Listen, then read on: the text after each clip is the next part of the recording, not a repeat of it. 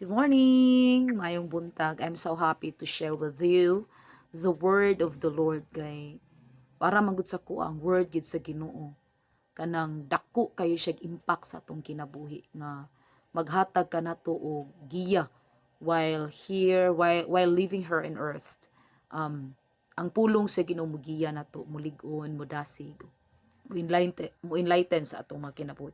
So today I'm gonna share to you four principle of prayers. O, ako na ni siyang na-share sa church.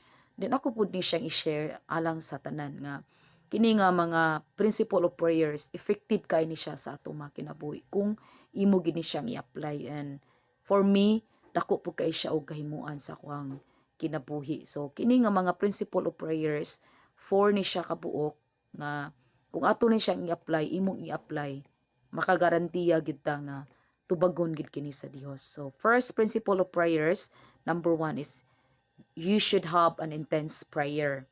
No, ingon diri when we are in the midst of agonizing circumstances that seem hopeless, we should freely share our painful thoughts and feelings with God. So kung duna ka naa ka sa grabe nga kalisod, murag nawad-an na kag paglaom, ayaw pagpakawag, ayaw kaulaw sa pag-share sa imuhang pagbati ngadto sa Dios. Ikaduha nga principle of prayer is scripturally oriented prayer. So imong pag-ampo nakabase sa mga promises ni Lord.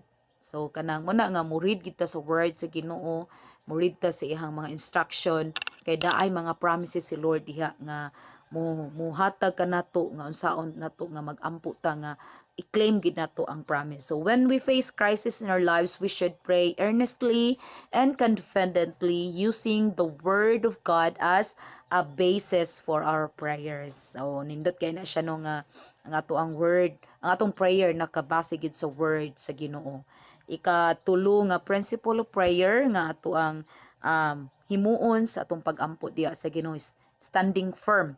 No matter our circumstances in life, we are to stand firm in the Lord by being unified in our relationship, by seeking God's help through prayer, and by imitating Jesus Christ.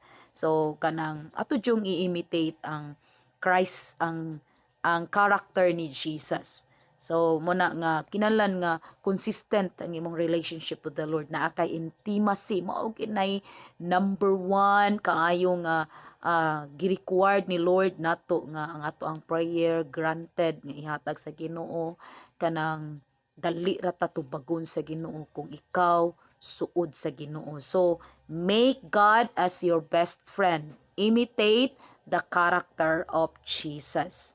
So muna nga stand firm, barug gyud nga kung unsay giingon sa pulong sa Ginoo that you love him with all your heart, and as you obey him, he will bless you. Then i-fulfill na ni Lord diha kanimo. So ang ikaupat nga principle nga tudlo ni Lord nato is we should have a persistent prayer na atay makanunayon nga pagampo. Dili kay magampo lang ta panahon sa problema, panahon sa pagsulay, panahon sa kagulanan, diha ra ta mo ampo. At all times we should pray, no? So ingon diri when we face difficult circumstances that are beyond our control, we are to keep asking God for His divine help.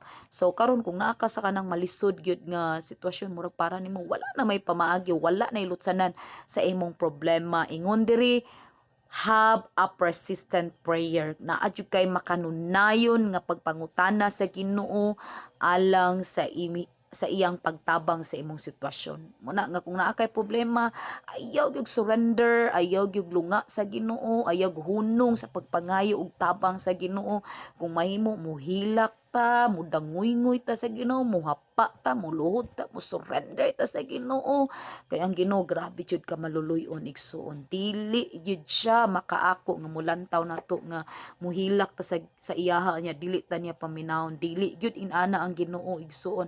Grabe gid siya ka maayo, grabe gid siya ka maluluyon. So ayaw jud kalimot atong upat ka prinsipyo sa mga pag-ampo. First, intense prayer. Ikaduha, scripturally oriented prayer, standing firm, and persistent prayer. God bless everyone.